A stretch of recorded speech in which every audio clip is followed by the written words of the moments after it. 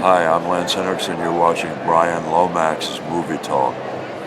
Don't turn it off. Hello there and welcome to this video in which I count down my top 10 Ridley Scott movies. Ridley Scott is one of my favourite directors. Now he has made a few stinkers over the years, but on the whole he's still responsible for a whole chunk of some of my all-time favourite movies. One thing that can be said about Ridley Scott is that even when he makes a bad film, it still looks visually gorgeous. Now this comes from the fact that he started his career as a set designer. He did this at the BBC, he joined in 1962 as a trainee set designer, and while he was there he took part in a director's course, a trainee director's course, and from there moved on to directing his first episode of television, which was an episode of Z-Cars. From there Ridley went on to set up Ridley Scott Associates along with his brother Tony Scott. Now this was a company that specialised in advertising, and they made some of the greatest adverts up until that point, really memorable ads, particularly the series of Hovis adverts that they did. After a decade in advertising, Ridley then joined producer David Putnam to make his first feature film, The Duelist, starring Harvey Keitel and Keith Carradine. And so on to my top 10. At number 10, Black Rain. Black Rain is an 80s cop movie starring Michael Douglas, Andy Garcia and Ken Takakura. It bears most of the hallmarks of typical 80s cop thrillers, such as the rugged, kind of grizzled American cop who doesn't quite play by the rules most of the time. This cop is played by Michael Douglas, who is forced in the movie to team up with another cop, a Japanese cop played by Ken Takakura. And essentially this film is just a culture clash movie, pretty much like Enemy Mine. You take two different cultures, two representatives of that culture, and you force them together, and at first they hate each other, and as they go through the movie they grow in respect for one another. It's a story that's been told many times before, and it feels fresh in Ridley Scott's hands, and that's mainly because of his great stylistic choices. The city in which this story takes place could almost be straight out of Blade Runner. It's shot in that similar vibe, and it shows us in a way how much of what we saw in Blade Runner is already coming true. I really like these two characters as well. I like the journey that they go on. I enjoy seeing them at first being antagonistic towards each other, not really understanding each other, and then growing to have that respect for each other, to love each other as brothers essentially towards the end of the film. It's a really great cop thriller from the 80s. Number 9, Body of Lies. Body of Lies for me is probably one of Ridley Scott's most underrated films. I really like the characters in this film, and I like the performances in particular. Mark Strong gives a really great supporting turn, and Leonardo DiCaprio is fantastic as the lead. I really buy his performance of a man who's stuck in a place that he can't get out of, in which danger faces him at almost every turn. While it's not one of Russell Crowe's best performances, he still does fine work in this film, and I really like the two on screen together. While some might scoff at the romance that is developed between DiCaprio's character and a Jordanian woman, I feel it humanises these characters more, and that's something that Scott is known for, something that he's said himself. Without the human element, without the relationships in a film, really there's nothing to invest in, and for me it adds something to the film rather than takes it away. Number 8, Black Hawk Down.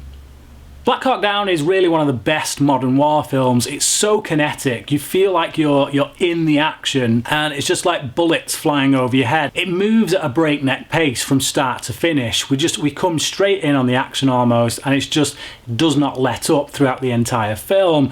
One of the minor criticisms I will have is that in that action it does become very hard to tell who's who. A lot of the soldiers, the US soldiers, all look the same because they're all wearing the same kind of gear, so it's often quite hard to see which actor is on screen at that particular moment. But that being said, that does help to bring you into the nature of war, in which once the action kicks off, the adrenaline's up, and you're not really going to be focusing on who's who, but rather trying to watch your own back. Besides the balls to the wall action, this is also just a really good story about comradeship, about brothers in arms, about not leaving a man behind. And I also like the character played by Eric Bana, who goes running back into the conflict at the end, something I found quite amusing, and it's just a good performance as well from Bana. Number 7, American Gangster. Stick Denzel Washington and Russell Crowe in a film and you know you're going to get something quite special. Now you could draw many comparisons between this film and Heat, primarily because it's a cop versus gangster thriller. It focuses in on both sides of the parties, and we follow these two men who are both obsessed, both committed to what it is they do. In a way, we kind of identify with both criminal and cop. Both films are also very long, very sprawling, big crime dramas, but ultimately they're both very good, and it's probably a little unfair to compare the two. They're both really their own beasts in a way. Personally, I'd say Heat is the better film, but this is still a really great gangster film. Like Heat, this is also based on a true story, in this case about a drug kingpin named Frank Lucas. Washington gives a compelling performance as Lucas, as does Russell Crowe as the cop trying to bring him down. I like how this film goes into the mechanics of how Lucas does things, how it was that he got his drugs into the country. It's something that Scott is quite known for. He's very caught up in detail. I mean, that probably comes from his background as a production designer, as a set designer and whatnot. He does it with Robin Hood as well. I mean, that was one of the downsides of Robin Hood, is that they got so hung up on the details of the era that the characters were probably a little bit lost amongst all that minutiae, but here it's quite successful, I think, because the characters aren't forgotten. They're still tied up into everything that they're doing, and it's just interesting really as to go into the history of who this character was and how he did what he did. Number 6, Matchstick Men. Matchstick Men is quite a surprise for a Ridley Scott film because it's a light-hearted film, and it's quite comedic as well. Not something you really associate with Ridley Scott, but it's really brought to life by the performances of the three main leads, Sam Rockwell, Nicolas Cage and Alison Lohman. Lohman is very convincing here as a teenage girl, despite the fact that she was 24 years old when she filmed this. She would go on to make Big Fish with Tim Burton a couple of years later, and I think she's a really good, underappreciated actress. But the two main leads, Nicolas Cage and Sam Rockwell, really gel well together. They play two con men, and the chemistry between these two men is really great. Nicolas Cage in particular plays this guy who has a lot of tics, a lot of emotional kind of behavioural tics. He's obsessive compulsive, and he really plays it to the hilt, as he's often known for doing, but to the point in this film where it works. It doesn't feel forced, it doesn't feel too over the top, it just works. And Sam Rockwell, pretty much anything he's going to be in, he's always going to be good in. Number 5, Kingdom of Heaven, the extended cut. That's right, for this I'm talking about the extended cut. Now, if I was talking about the theatrical cut, it would be debatable as to whether or not it would make this list. However, if you haven't seen the extended cut, I strongly urge you to watch it. It's really a brilliant film. It fleshes out a lot of the characters in a really big way, and there's some payoffs in the film that when I watched the theatrical cut I really expected to see but didn't. With the extended cut you get that, particularly a big fight scene between Orlando Bloom's character and the character played by Martin Sokas, who's been antagonising him all the way through. But beyond that, it really fleshes out the characters, particularly the character played by Edward Norton and the character played by Eva Green. While Orlando Bloom isn't quite as interesting to watch as, say, Russell Crowe in Gladiator, this film still has all the visual flair that Gladiator has, and it also has some really tremendous battle scenes. A self-proclaimed agnostic, Scott isn't really too interested in the religious aspects of the film, this being obviously about the Christians versus the Muslims during the Crusades. He's more interested in making a statement about modern culture and how we need to be able to understand each other better. Number 4, Thelma and Louise.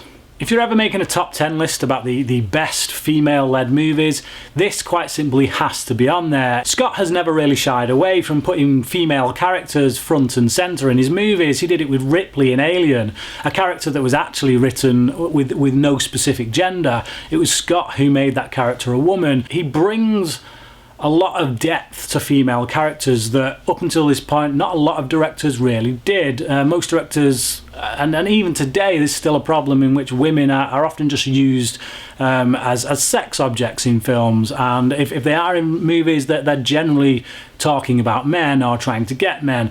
Ridley Scott understands that actually women are people, and he uses them in his movies as characters first and foremost, as human beings, and this film demonstrates that brilliantly. The chemistry between the two leads, Susan Sarandon and Gina Davis, is absolutely brilliant. You really buy into their relationships.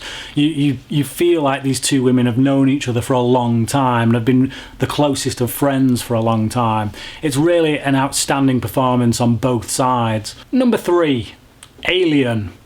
It's quite hard just to comprehend really how influential this film has become, how influential it's been on the past 30 odd years of cinema. Before this film, most science fiction was really clean. It was really about a hopeful future and about technology that was just bright and cheerful and made our lives better. And with Alien, Ridley Scott really takes us to a believable future.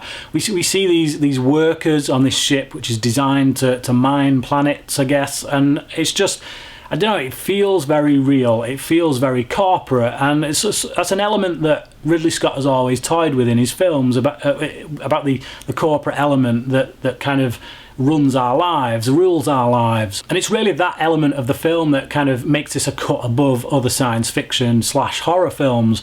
This is essentially just a slasher film. It's like Halloween in space, only instead of Michael Myers we get an alien, and instead of a weak screaming leading lady, we get Sigourney Weaver in the role of Ripley, who is tough, who is intelligent, without losing her femininity. The creature designs by H.R. Geiger are quite simply one of the best ever put to screen, and obviously the production design is just fantastic.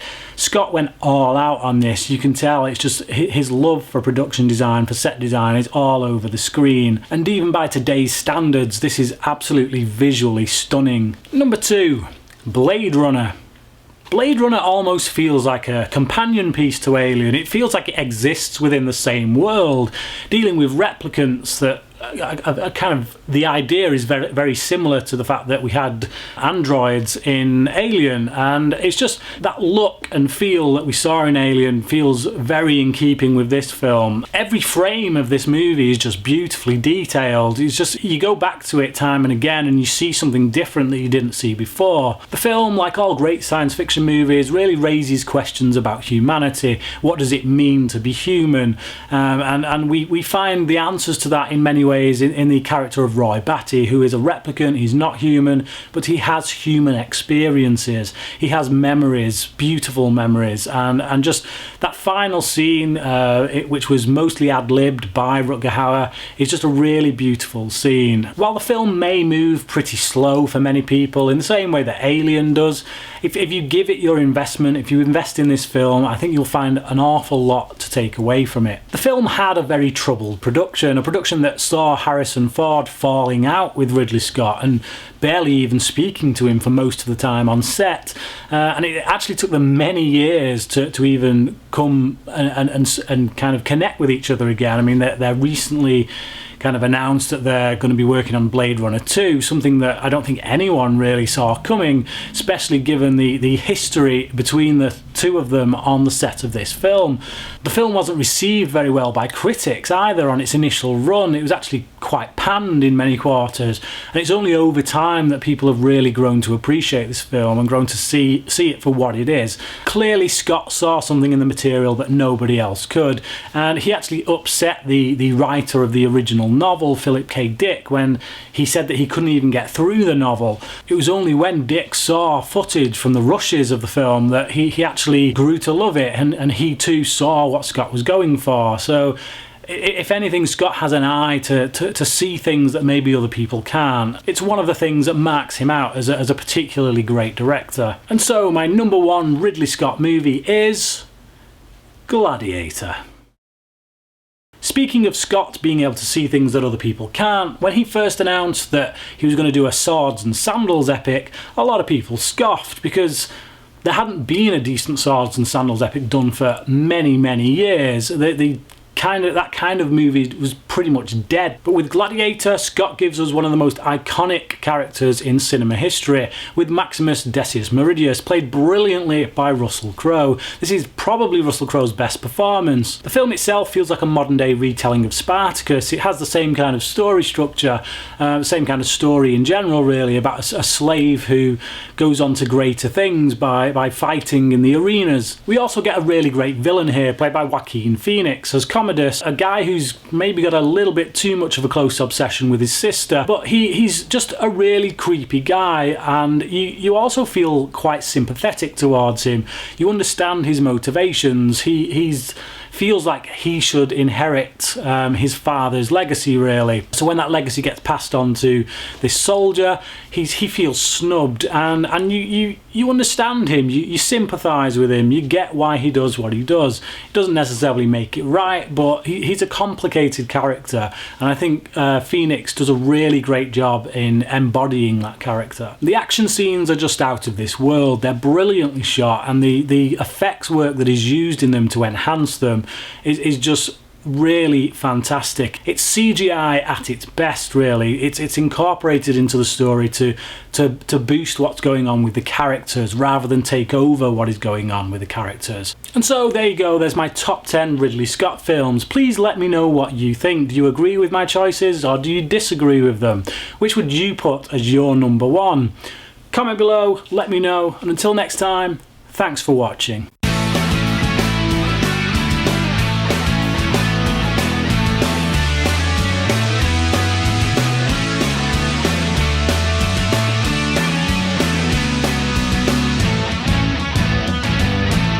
But it was only when Dick saw footage from the film, from the final